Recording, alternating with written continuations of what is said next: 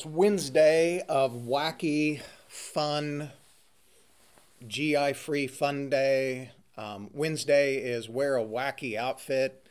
I was thinking about different options. I had the Roman gig going over here, with the sword and the helmet. And, when you reach my age, it feels a little goofy to be too wacky. I mean, this is about as wacky as I get doing a pullover. I mean, what adult really wants to get dressed up in a wacky outfit?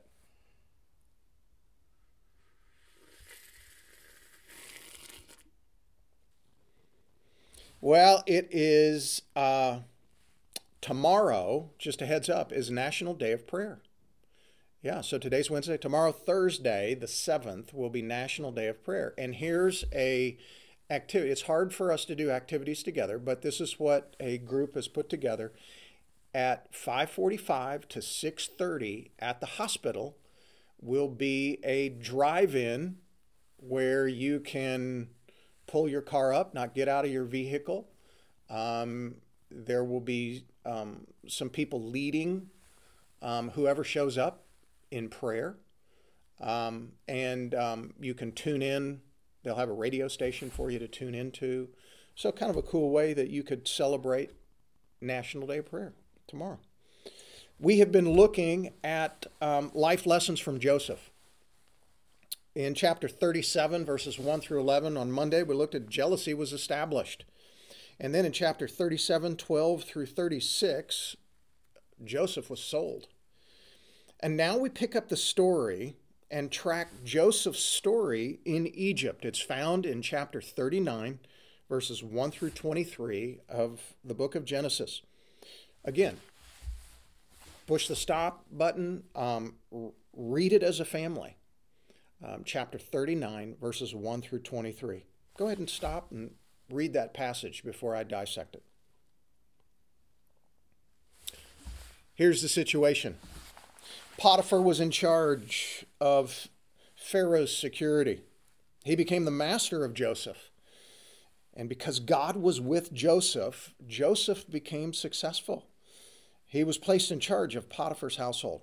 And Potiphar, it's easy to estimate that Potiphar liked Joseph. Good help is hard to find. And under Joseph's leadership, Potiphar's investments flourished. But there was a problem. The problem was Mrs. Potiphar. That wasn't her name. We don't know her name. We'll just call her Mrs. Potiphar. It was Potiphar's wife. And she has a hankering for Joseph. And she makes it known to him. And Joseph's response shows his character. He says, "My master has placed everything in his house under my care, except for you."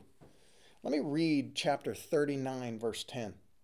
It says, "And it came about as she, Potiphar's wife, spoke to Joseph day after day." Can you imagine being pursued by somebody day after day? "That he did not listen to her to lie beside her or be with her." He made a choice not to listen to temptation. There was no flirting. It would have been easy to open the door and go, okay, I'll flirt, but he didn't flirt with her. One day that she prearranged, she set a trap for Joseph. Had he fallen into this trap, this would have been a pit far deeper than the one that his brothers placed him in. When she threw a trap for him, he literally ran. She couldn't emotionally take the rejection. She propositioned him, he ran. Well, now she couldn't take the rejection, so she falsely accuses him. She accuses him of sexual abuse. Well, Potiphar really has no choice. He knows the character of Joseph. He probably is aware of the character of his wife, but he's got to make the decision. And he throws Joseph into prison.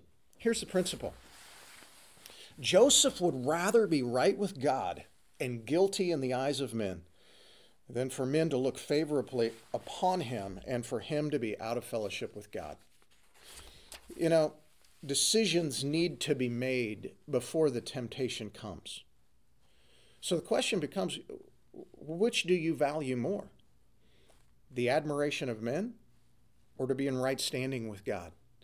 See, that decision needs to be made before the temptation comes. Might be a good time just to spend some time alone. What do you really value? The admiration of men, or to be right with God? And then to think, if I was propositioned by Mrs. Potiphar, what decision would I make? Well, you know what? The answer to that is determined by what you decide now. You don't wait until the passion is lit. You make that decision now. Well, have a great wacky Wednesday, and we will see you tomorrow on Thursday on National Day of Prayer. And Thursday is also, it's Try Something New Day. So we'll see you tomorrow.